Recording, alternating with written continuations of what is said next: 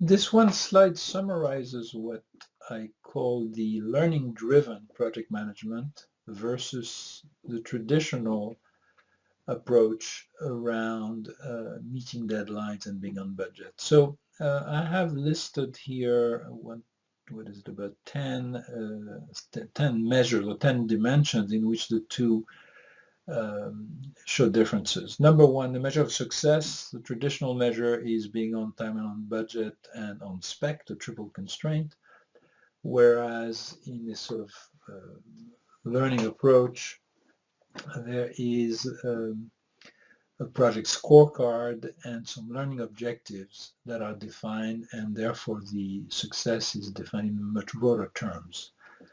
The focus is to create value as opposed to just being efficient.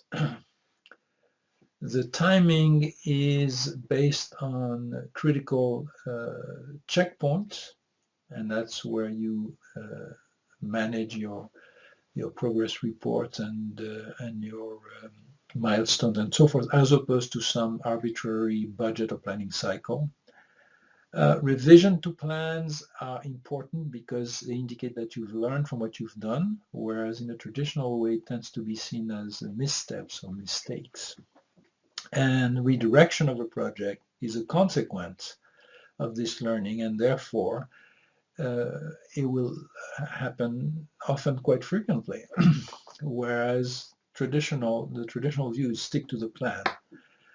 Funding, if you take this sort of more learning-based approach, then you want to constantly be questioning whether the project should continue. Therefore, the funding should be always based on achieving the next milestone, as opposed to having a guarantee of going to the end. Assumptions, always checked, always listed, always tested. The downside is an important part because if a project fails to accomplish its objectives, it still has to deliver some value. So you always want to know what the downside is. What are we going to get if we don't get what we most want to get? And finally, termination should always be one of the options that is always considered when reviewing the status of a project.